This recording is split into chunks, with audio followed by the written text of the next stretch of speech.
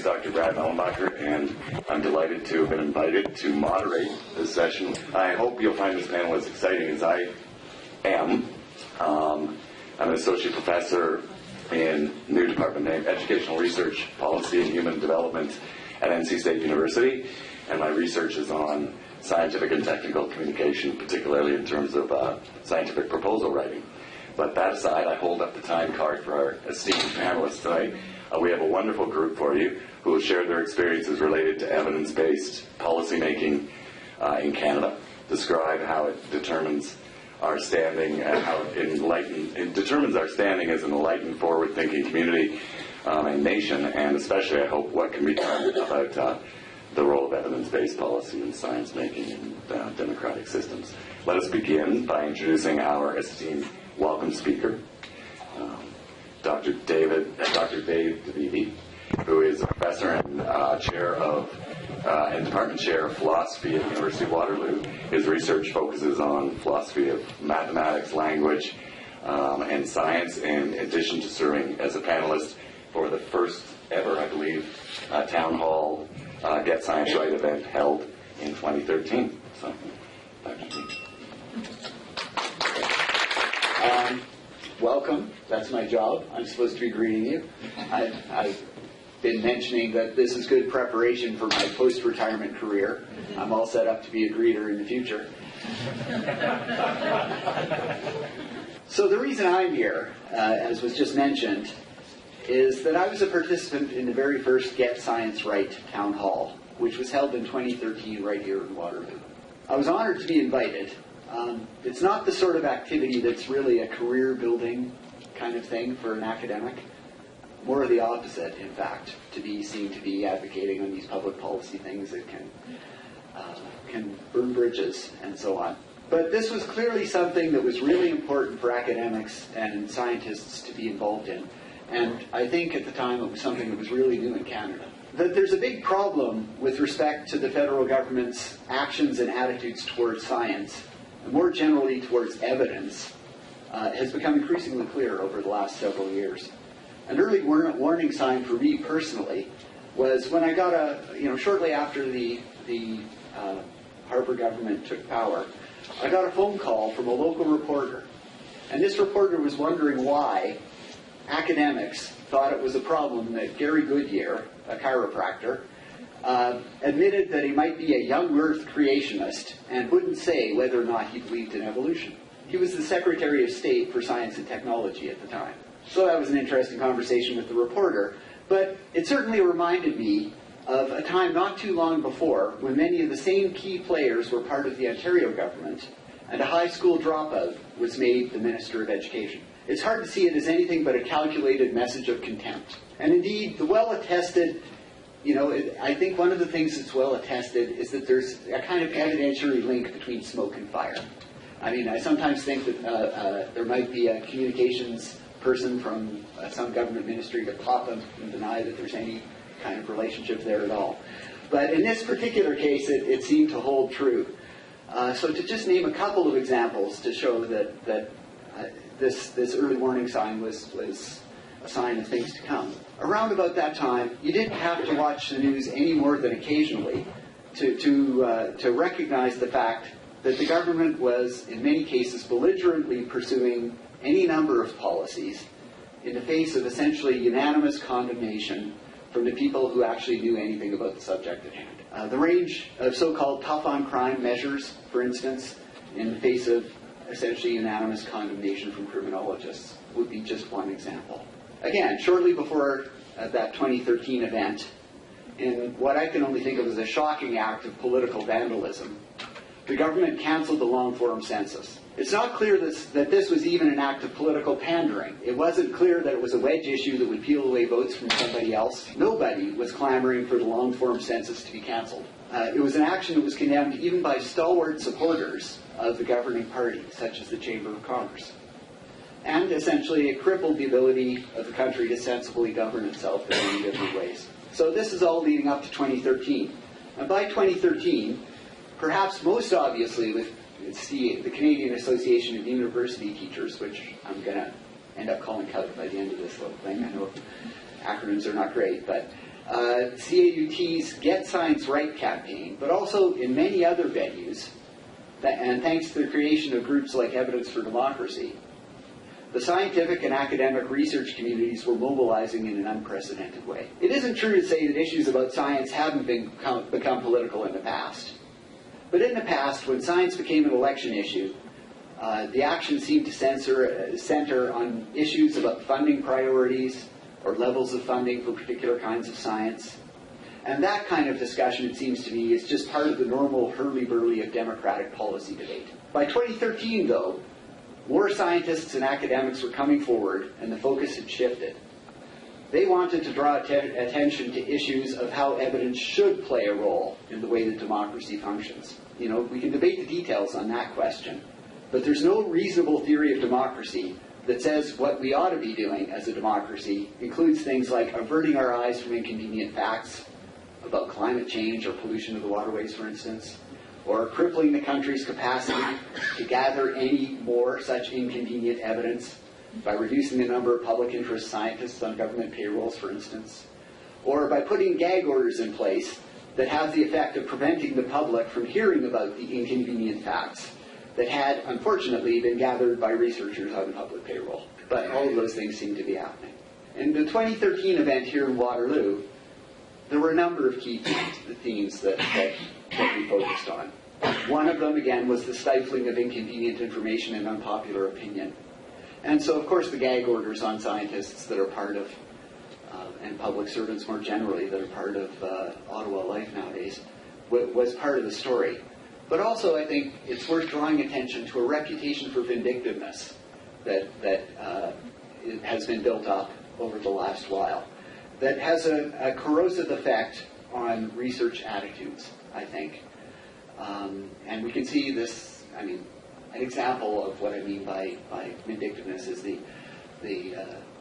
seeming, pretty clearly seeming attitude of selective audits of charitable organizations that are interested in issues like the environment or other things inconvenient to the policies of the current government.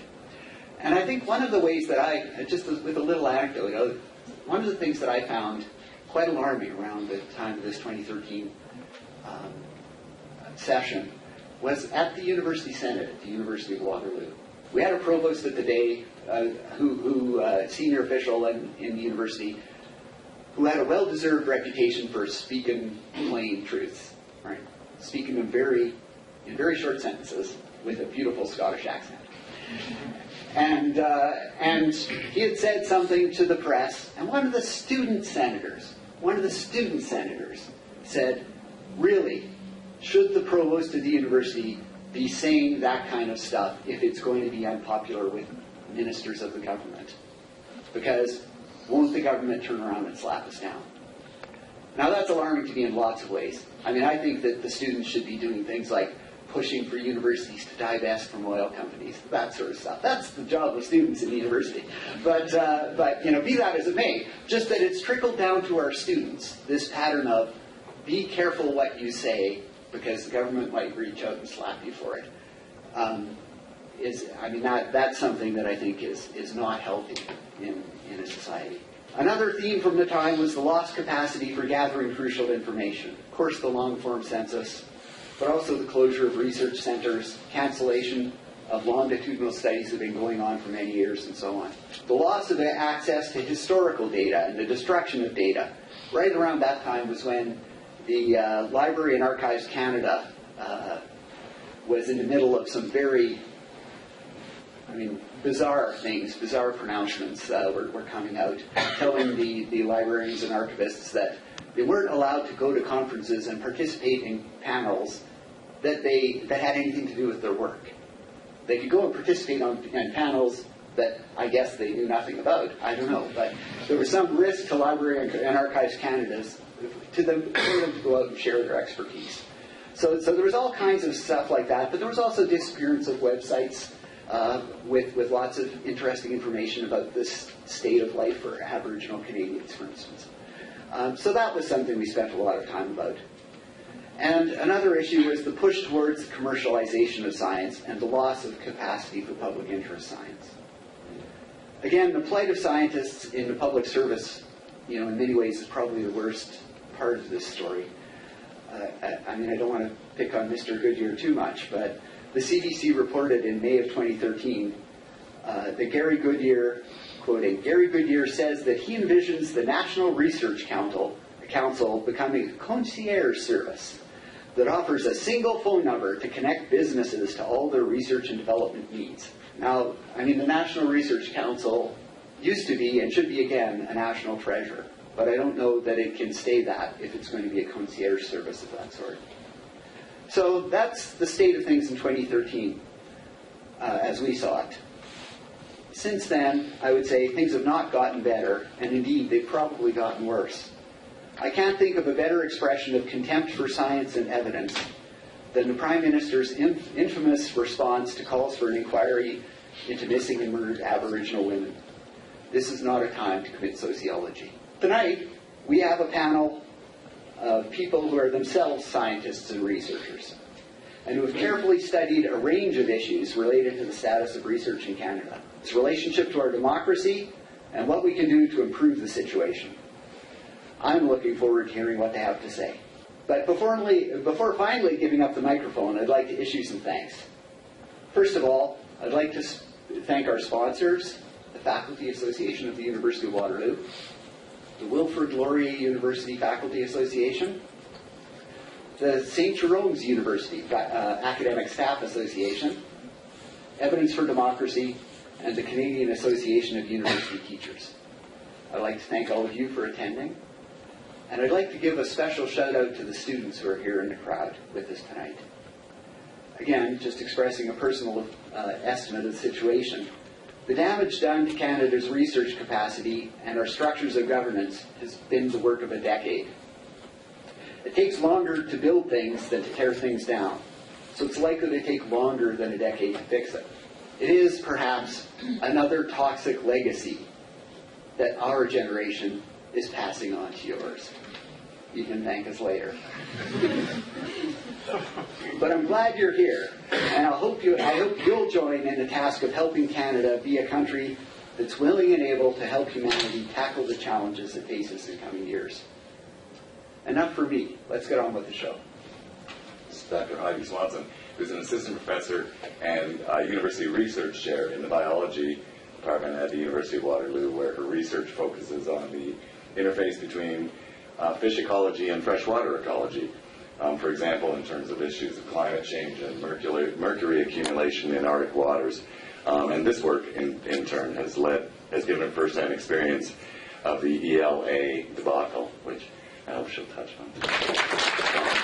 Thank you very much, everyone, for coming tonight. I'm humbled to be part of this panel because I, by far, am the least expert in this topic of science, advocacy, and democracy. I have more of a personal take on it because those Myers-Briggs personality tests that you can do online and profile how you should get along with other people. I score 99.5% on the introvert scale. I love being in my lab and looking at my science, but there was a point that was reached in 2012 and 2013 where I thought, well, I gotta get out for my scope here and join with some people and some causes that I really believe in. So this is kind of a story of a particular incident that took place a few years ago and how that kind of has propelled into things like evidence for democracy and how I see people like me, who are probably a lot of you in the audience, introverted people can contribute to advocacy. So this is a picture of the experimental lakes area. And I would like to acknowledge the following folks. I can never pronounce Jason's last name, but I'm sure many of you know him. These people have contributed slides and were really instrumental in the campaign to save the experimental lakes area. So what is the experimental lakes area? And you know what was super great was when I was doing these slides up this morning, I gave this talk to the Canadian Council of Deans of Science last year. And I had to say at that talk, ELA, what was it? Because at the time, it was no longer. And now I can say, what is it? Which is very heartening. So the experimental lakes area was created in the late 1960s, and it's 58 lakes and their watersheds in northern Ontario that were set aside very inspirationally and looking by some very forward-looking people in the late 1960s. It's unique internationally. It's the only place in the world where scientists can go and do manipulations on whole lakes.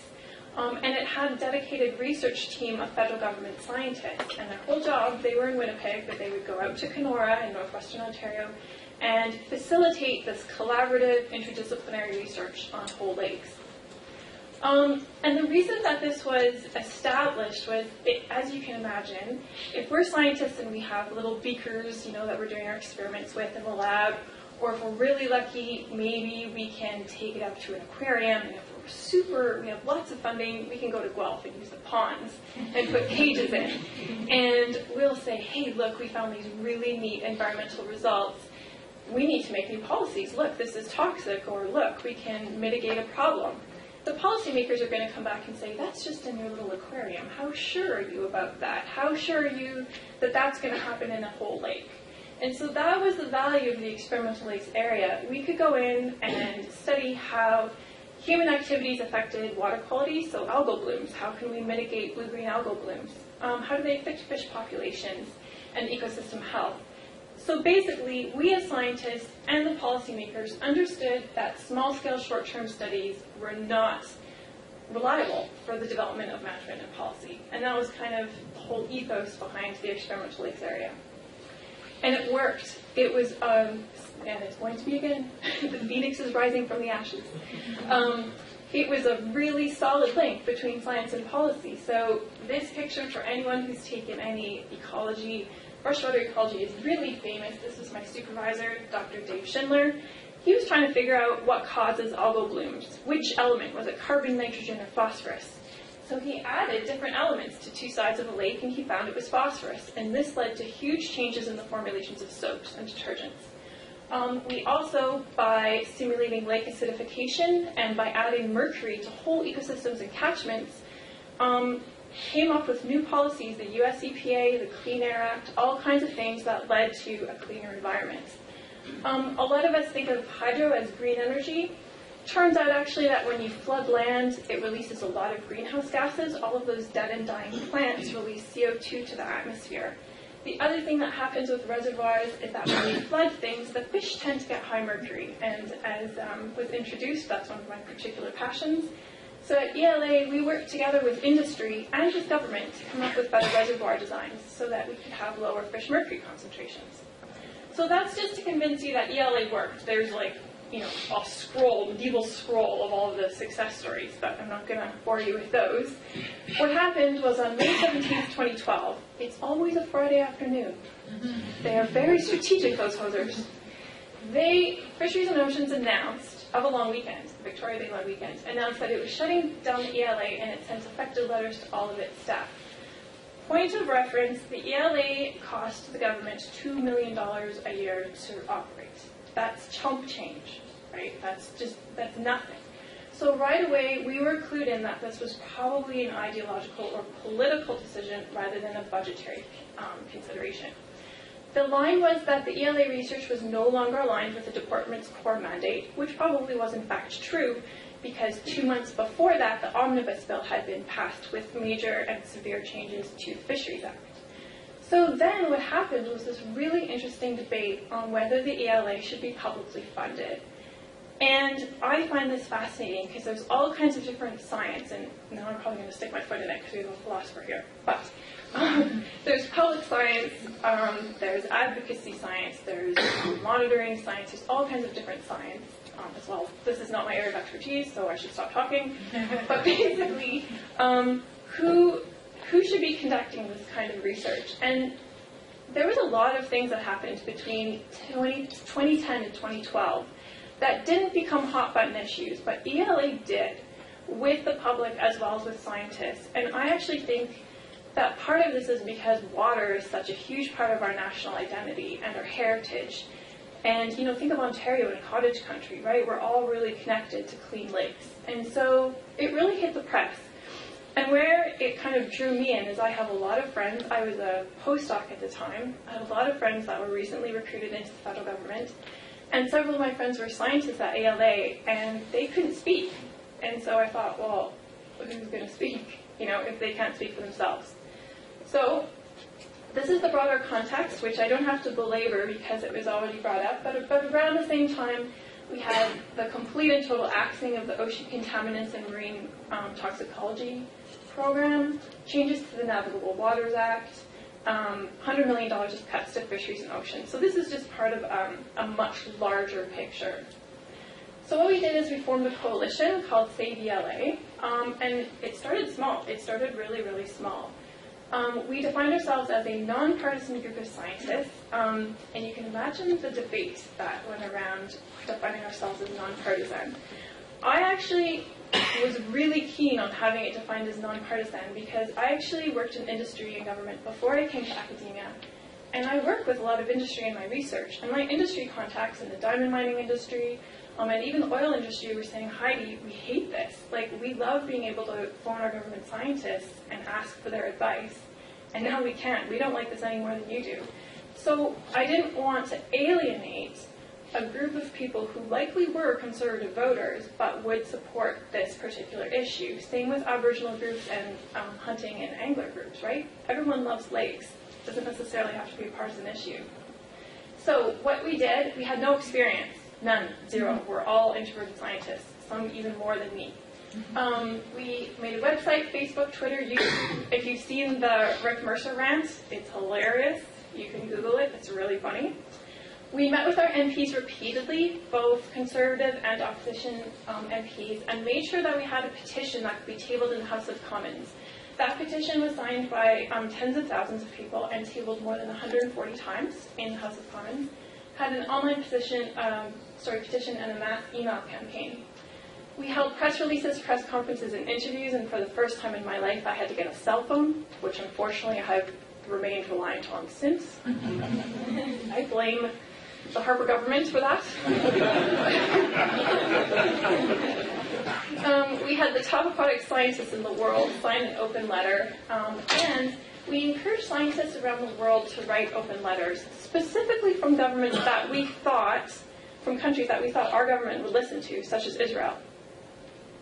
We prepared questions for question period and made sure there were questions on the order paper. We had press conferences in the National Theatre and breakfast meetings with MPs and senators. So this really steamrolled from like a WordPress blog was what we started with to something much, much bigger. Popular articles, so I'm always passionate about engaging Aboriginal groups and hunters and anglers, so we made sure that we had articles in Outdoor Canada and talked to First Nations groups. And then, as it started to steamroll into things like Evidence for Democracy and Death of Evidence, there were much bigger events held, town halls, public forums, and rallies and protests. So the other thing that we did was once we had monies, we hired a lobbyist because we wanted, by this point we had started to learn about how Ottawa works a little bit. And we wanted to find out at what level of government the decision was made. Was this some line manager in DFO who saw a row in Excel sheet and just pressed delete to balance the budget, or was this an ideological decision? So I presented this at the Canadian Science Policy Conference in November 2013, and this very nice gentleman stood up without a name tag, didn't identify himself. And he looked really sorry for me. And he was like, you know, you seem so earnest, and you guys tried so hard, and you did everything right except penetrate the PMO. So the decision had, in fact, been made at the level of the Prime Minister's office, which is why we didn't really get anywhere. But we did, in the end. Because of all the public momentum, after much effort and negotiation, a policy NGO is the new operator of the experimental lakes area. This was huge. If you can imagine a 50-year facility with all kinds of environmental liabilities, because we've added mercury and sulfur dioxide and everything else, the liabilities all have to get transferred. Manitoba's involved, Ontario's involved, federal government's involved. Right now, the two provinces of Manitoba and Ontario provide funding, and the International Institute for Sustainable Development is the operator, and most of the DFO scientists moved over to IISD so that there is actually a legacy of continuing science. So the experiments weren't dropped, basically. Also, people were going rogue. So there was a period of time where we weren't allowed into the site, but it's a gravel road in the middle of Northern Ontario, so we just quadded it. So what has happened since? Continuing library closures and disposal of books, continuing message control at, again, disturbingly high levels of government, Privy Council, PMO, ministers' offices. And PIPS did a survey and found that 90% of the scientists in the public service felt they could not speak freely about their work. And so my question is, who will perform and communicate science for the public good if it's not the public servants? At universities, we can fill some of that gap, but we have another huge mandate, which is teaching. So there's a role for public science, and I think we really need to advocate for that. So should we advocate, and how do we advocate? Don't ask me. I kind of fell into an avalanche, and here we are. But this is kind of the take that I take. Advocate for science to voters one by one, because that's who politicians listen to. So we've all got those friends, you know, when you're out for dinner, or maybe you're like meeting up with some of your high school friends, and you think, wow, we no longer have anything in common. Those are the people to start talking to, right? You know, I work in the north, I work in the Arctic, where a lot of my summer is spent, you know, in the bush, working with people who rely on the land. They hunt, they fish, they care about hunting and fishing, and so we try to appeal to them. Elizabeth May, we need scientists to speak clearly without fear of job loss or career limitations. And this is true for academics as well. I am pre-tenure assistant professor. Don't think I haven't thought about what it means to stand up and speak about something that may piss someone off, you know, bite the hand that feeds you. So there has to be people that are standing up for evidence and the role of science in our society who aren't scared to. The one thing that I always think about is that if we as scientists had done a better job of engaging stakeholders and policymakers, would the government have been able to make that decision as easily as they did? And I don't think so. If we had done a better job just engaging the general public and how important the work was that we were doing, I don't think that this would have happened. I really don't. And part of it is that we as scientists, we're trained to pick on everyone else's work. That's what we do. That's how science moves forward. But on this, we need to stick together, and we do a horrible job. We really do, because all of us are like me, and we just want to be looking at our microscope, and everyone's got different ideas of how to do things. And so this whole silo approach needs to be abandoned, I think, in this one part of our jobs. So you can always join forces with others, such as Evidence for Democracy, the Union of Concerned Scientists, and there's lots of other groups out there. So that's just my take, but I'll move it on to the next panelists. Thank you very much. Thank you so much. That was wonderful. Our next panelist is Dr. Heather Douglas, is an associate professor of philosophy and Waterloo chair in science and society at the University of Waterloo, and author of the book Science Policy and Value-Free Ideal, and the Value-Free Ideal, published by the University of Pittsburgh in 2009. I'd like to give her a warm welcome as well. So I want to thank Heidi for organizing us to get this together for this. I think this is a really important issue, and thank you all for coming out on this crisp day. I'm a philosopher of science, and I'm interested in the role of science in democratic societies, and how to think about the relationship between science and democratic societies. So what I want to do today is talk a bit about the changes that I've seen in Canada as someone who studies science policy and how it works in Canada, and what it might mean for democratic society. So why you should care above and beyond caring about science per se. So we've been hearing from Dave and from Heidi what's been happening. Here's sort of a way of organizing it really quickly. You've seen a closure of science facilities. This includes not just the ELA near closure, saved at the last minute from near-term death, but you've also seen the closure of the Office of the National Science Advisor. So right now, currently, there is no National Science Advisor in Canada, and this actually creates some awkward moments of trying to send international science advising conferences, because there's just, from Canada, it's not clear who to send, which is kind of slightly embarrassing. Sometimes for me, Corion, the chief science advisor, Quebec, goes instead. The National Roundtable on the Environment and Economy, which was at one time the premier place where people got together to think about issues of sustainable development in Canada. The Canadian Foundation for Climate and Atmospheric Sciences, which was the primary funding source for climate science across Canada. And it was the closure of this organization that led to the near closure as well of Pearl, which was a very important, very high Arctic research area. And this is just a very small sample. If I, obviously the list would keep going down through another floor if I put everything up. But you can go on websites and find like complete lists of all the things that have been closed. So there's a closure of facilities. There's also been, in general, I know sometimes the government likes to claim that it's increasing science funding, but when adjusted for inflation, actually budgets have, for all of science R&D for the federal government, been declining slightly, and certainly as a percentage of GDP, it's been declining as well. So total science budgets have also been shrinking, and there's been a redirection of science budgets by a lot of what used to be sort of general science research grants to academia now require matching funds. And as Dave knows, the National Research Council is now on its own website. It owns this. It's the concierge service for industry, as opposed to a public resource for science in general. And then finally, the muzzling of public service scientists, the squelching of an ability to speak freely, which the University of Victoria report that came out in 2013 detailed very clearly how policy changes now across most departments. I think there are a couple of departments. There's the DFO, Department of Environment. Unless you're calling about the weather, if you ask about the weather, you don't have to check before speaking to the public. It turns out it takes too long otherwise. So they let that one go. But if you're talking about climate, then you have to get pre-approval, and sometimes it can go up through 9 levels of approval, and you can get declined. It's been embarrassing. Okay, so this is what's been happening.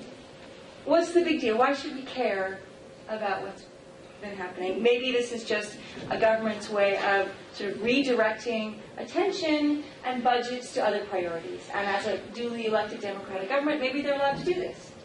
Right? So what's the problem conceptually? Before I give you examples of things that why you should be worried about it from a democratic perspective, I want to first just note different kinds of science so we can parse this a little more carefully. Science isn't just the same thing across all kinds of different institutional contexts. There's disciplinary interest science, which is a lot of what academic scientists do, pursuing things because they're interested in a particular topic, because of particular subject areas, interested in answering questions. And what it might be useful for is not really sort of relevant for directing attention. And that's a valuable thing for academic scientists to do. There's private interest science. Science is usually done in industry or in industry partnerships in academia. University of Waterloo does a lot of this stuff really well, where science is done to try to figure out what kinds of products might be commercialized, what kind of technological ventures might be feasible, and very often the private interest science ends up being patentable research. So it ends up becoming public through the patent process, but not publicly usable in the same way as some of the other stuff. And then there's public interest science, which is science that is not done just to promote a particular intellectual agenda of a discipline, but very often done in order to figure out what might be in the interest of the public. In particular, what the impacts of either government or other private actors might be on the public. So, does a new technology pose any threats to the public? What might be happening in certain environmental side effects of particular private processes, whether it's large industry or individual actions? And public interest science is the thing that's really been hardest hit in the changes in the Harper government. This is particularly worrisome because public interest science is the science that has the hardest place finding a home outside of government funding and government support. It is not the thing that's going to drive sexy research results that will get you, in science and nature. It's not the thing they're going to be able to get industry matching funds for. It's the stuff that yet we all need to know about as citizens and inside our government structures. So that this has been slammed so hard that it's been shrunk so much is of concern. And in addition to the public interest science production process being hit, scientists have been cut off from decision makers. So not only have we lost the Office of National Science Advisor, but I've heard from scientists across the board that they just have a hard time. So the presidents of the Canadian Association of Physicists or biologists or chemists just have a hard time finding how to talk to MPs. The avenues have been snipped across the board. So science is not informing the decision-making of our public officials the way it once was. All right, so what's the big deal? That's the situation. I'm going to give you 5 different things that you might be worried about, again, from a democratic perspective. The first is that publicly funded science should be available to the public. So if government is actually funding research to be done, especially by public scientists, why can't we find out about it?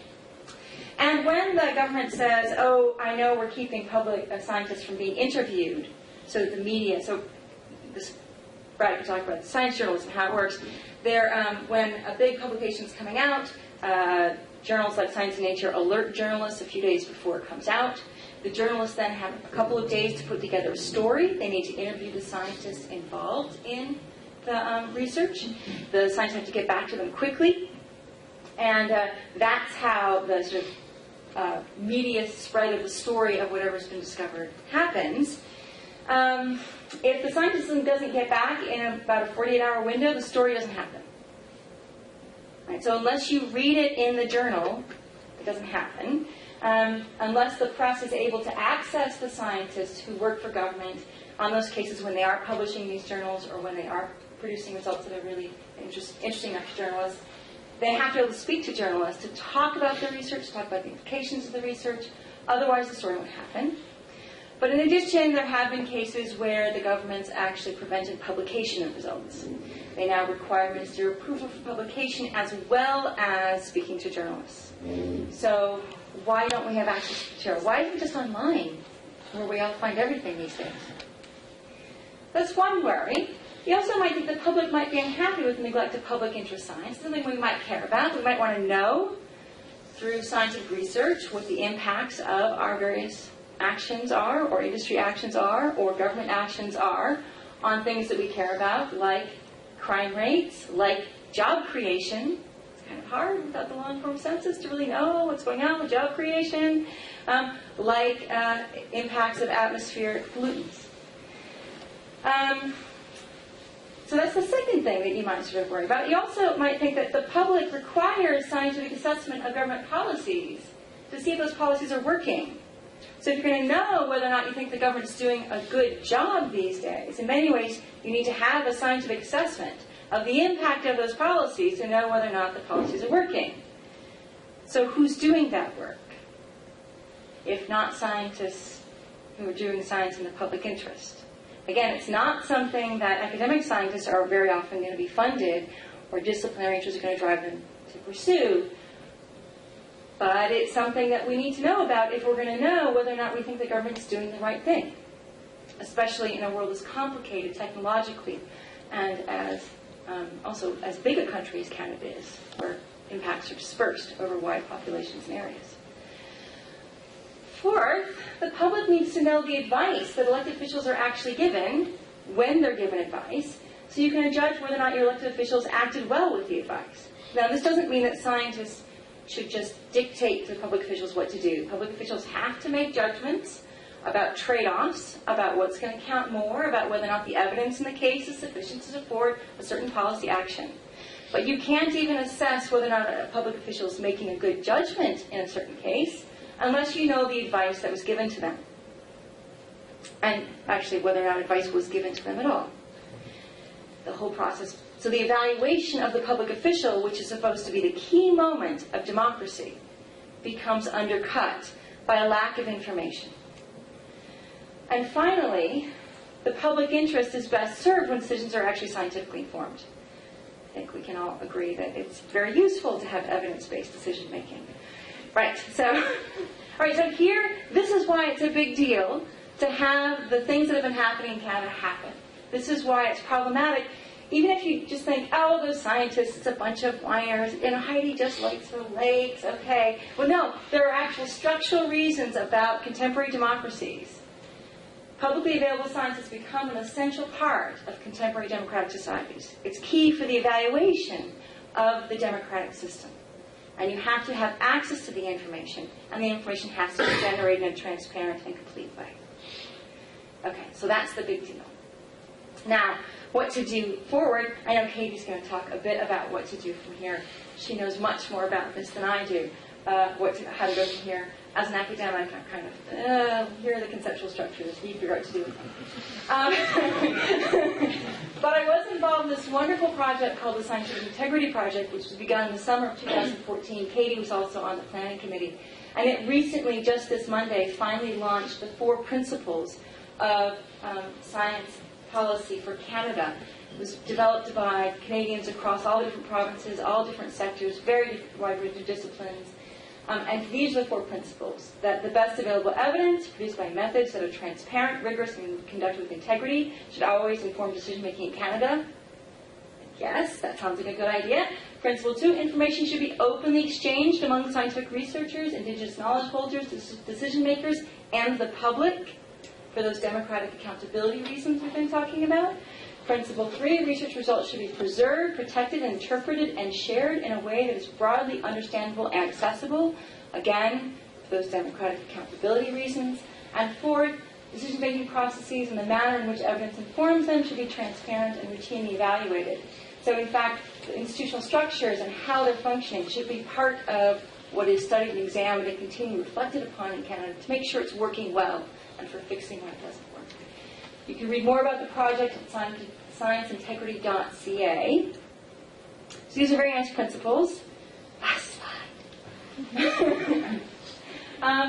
And here's my worry as someone watching. So I have to watch what happens in Canada because I don't get to vote.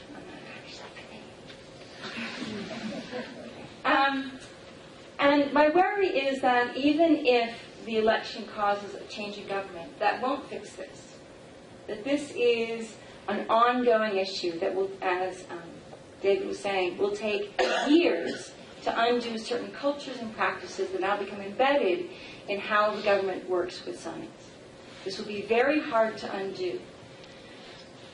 So citizens are going to need to press for change in how the government views and uses science, even past whatever sort of happens with the October 19th election.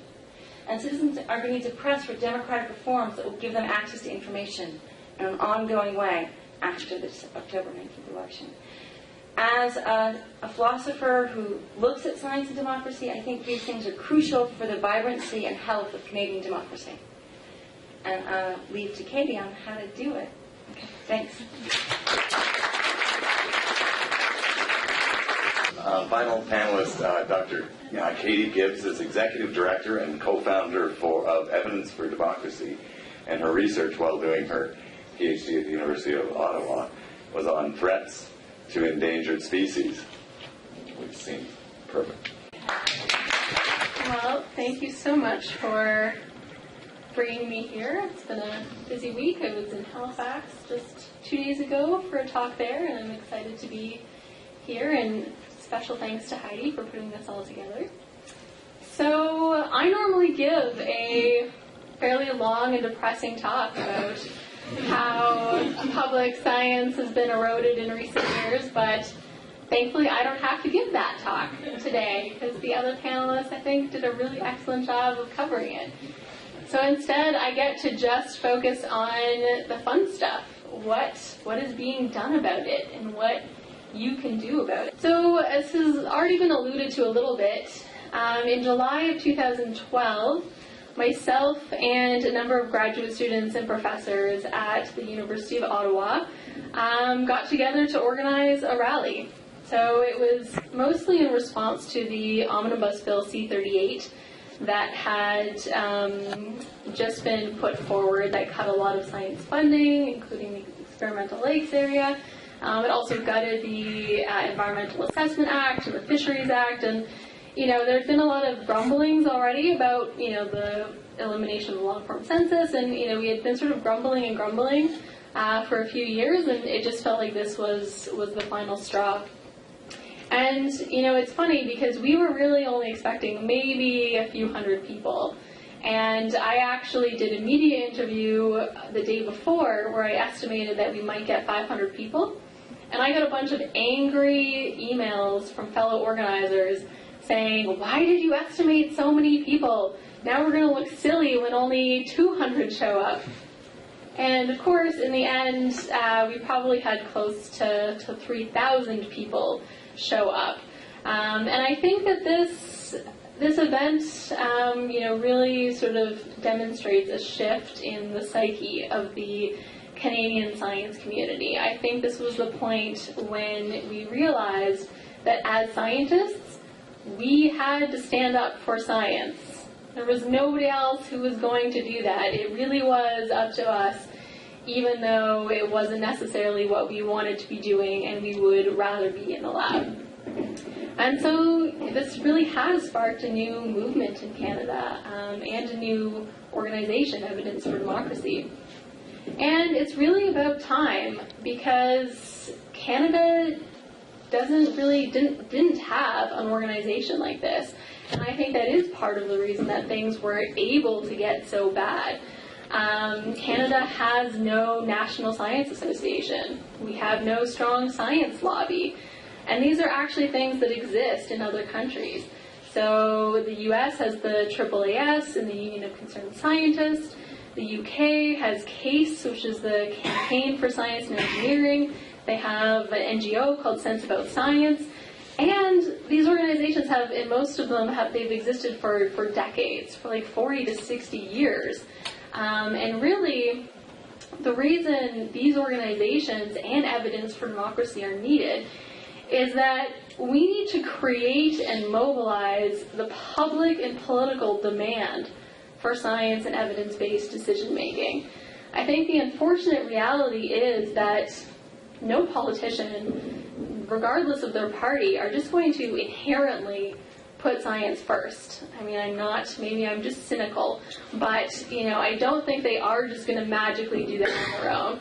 They're only going to do that if we demand that they do it. And so I'm going to focus really on what I've been doing for the past few months, which has actually been a lot of fun. I've been trying to make science an election issue, and I think it's going quite well. So we've sort of broken this up into 4 kind of strategies. So informing the public, offering solutions, engaging with candidates and communities, and finding out where the parties stand. So informing the public, we made this new website. It's called True North, Smart and Free, which I really love. And I think it sort of gets at that really we are a smart, rational society, and I think that is something that Canadians value.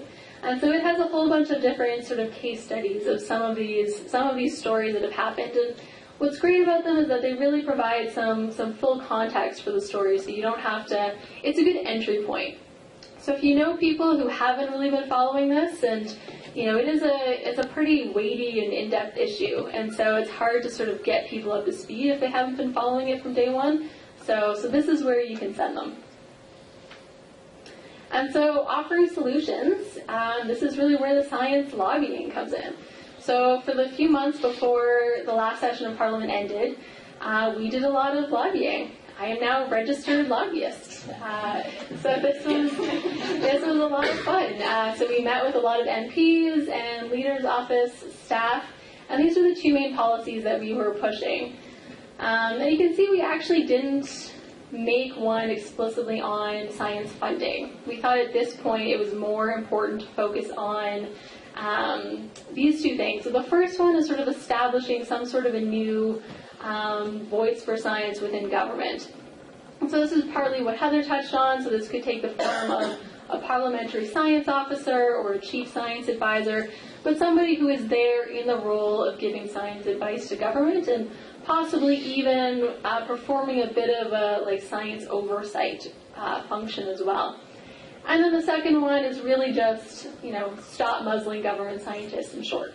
So creating a new government-wide science communication policy that makes it very clear and explicit that government scientists can and ideally should even be encouraged to speak to the public and the media. And so in June, we launched our science pledge. We launched it on Parliament Hill with Mark Garneau from the Liberals, Kennedy Stewart from the NDP, and Elizabeth May from the Greens. And so this is really sort of a tool that candidates and individuals and organizations can use to mobilize around science during the election. So it's pretty short, so I'll read it to you. It says, I believe that all Canadians benefit when governments solicit, collect, and use the evidence and expertise needed to make smart policy decisions that safeguard the health, safety, and prosperity of Canadians. I support actions that invest in public interest science, ensure open, honest, and timely communication of scientific information, and make public the evidence considered in government decisions. And so it's an online petition at sciencepledge.ca, and so far over 2,700 Canadians have taken the pledge online. And then just over the last week or so, we've actually been encouraging people to print off a pledge sheet and sign it and take a picture with it and send it to us. And so this has really been quite incredible. This is just a sampling of the pledge sheets that we've received just in about a week. You can see some pretty influential Canadians. We've got David Suzuki, Kevin Page, Margaret Atwood has already signed it. We have a bunch of federal candidates on here, and just concerned Canadians from coast to coast are sending in their pledge pictures. I love this one up in the corner. This is a group of students from Queens who just took it upon themselves to table in their bioscience building all week, getting students to come and take the science pledge, and then they were posting them all on the wall behind them. And they had a bake sale to raise money. So, you know, I love seeing this kind of stuff. For me, this is what standing up for science looks like in action. And it's working. You know, it really is. So this is just a small snapshot of some of the coverage. It's been on the National, Nature has covered it. Pretty much in the media, you know, almost daily, if not weekly, there's a story about science and how it plays in to this election campaign, which is really huge and quite unusual for during an election issue. And so the last part is we sent a policy survey to all of the parties to get more information on what they're proposing for science. The Greens, the Liberals, and NDP all got back to us. Unfortunately, the Conservatives did not respond to our survey. Yes, shocking. Although, you know, we're not taking it personally because I think they just don't reply to anybody's survey, so it's not just us. And so I won't bother going through each of these, but the bottom line is each of the parties actually has like an explicit science policy, and usually brought in to include evidence-based decision making. Which, again, that is unusual. That does not normally happen. They do not always have science sections in their platforms. This is new, and this is very much, you know, thanks to the great work that everyone has been doing to keep this issue alive. And, you know, all three of them are committing to creating some sort of a new, basically they have adopted all of the two requests that we were asking of them. Which, you know, I think as far as lobbying goes, that is a lobbying success. So they are all committing to creating some sort of a new science office. They're all committing to unmuzzling government scientists. They're all committing to bring back the long-form census. So these are really strong commitments that it's really great to see. And what I find even more exciting than the leaders and the politicians making these commitments is that this actually is resonating with Canadians across the country, not just as an election issue, but as like one of the main election issues. So I realize you can't really see this that well, but so this is from Maclean's. They have this sort of policy face-off tool that's very similar to Vote Compass. So it pops up two policies, and then you click on which one you like. And then at the end, it tells you which party you were most aligned with. But they also released the results of which policies had the most support. And to the shock of pretty much everybody, the top policy was one on science. And it says, make government-funded science available to the public. And this policy had the most support out of all of the policies in their fancy tool. So that's pretty incredible. And I think their headline for the article was sort of like, "Science, a sleeper election issue?" ? So it's great. And this really echoes what we're seeing from local communities. So, almost daily because we sort of monitor the news on this all across the country, and we keep seeing these sort of tidbits coming up in local news sources about what's going on at local debates across the country. So this one was just this week in Manotick. You guys might know Manotick. It's kind of a little place outside of Ontario, or outside Ottawa. So here we had a first-time voter stepping up to the mic at an all-candidates debate and asking a question on science funding and the muzzling of federal scientists, and it drew the loudest response at the all-candidates meeting. So that's huge. First-time voter, he's getting up there and asking a question on science. I've attended a lot of all-candidates meetings in previous elections, and I never once heard somebody get up and ask a question on science. And it's getting the loudest response. That's incredible. This was in CBC Winnipeg. They basically asked all the candidates, what is the top issue that you're hearing at the door? This candidate said that the big one is evidence. When does that happen? That really doesn't happen. It really is incredible. I think it was last week, it's all blurring together, a student at the University of Victoria who was fed up with the fact that there isn't going to be a national science and tech debate, and also fed up with the fact that there has never once been a question on science asked during a leaders' debate during an election. So she took it upon herself to organize a science debate with her local candidates in Victoria. And she had Bob McDonald from Corks and Cork moderating, which is pretty awesome. So she had a room big enough for 400 people, and it was too small. It was packed. There were people in the aisles, people standing in the back. They probably broke every fire code violation that they could.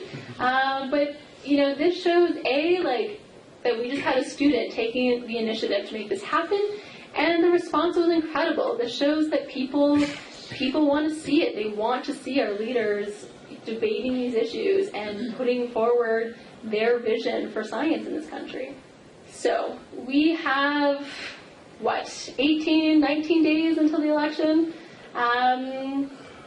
This is the time to take action, and I will absolutely echo what the previous panelists have said. We need to take action now, but we also need to continue putting that pressure on long after the next election. Here is a quick list of things you can do. Talk to your candidates, sign the science pledge online, get your lab group to take a picture with the science pledge. Go to your all-candidates debates. Email your candidates. Be ready with a science question for when they come to your door. Write a letter to the editor or an op-ed. I have Get Political in here, and I think it is an important one. If you ask your candidates what they're going to do, and you like one of their answers, consider helping out on their campaign. Even as scientists, we are citizens first, and there is nothing stopping us from engaging in the political campaign. That's part of what it means to be part of a democracy.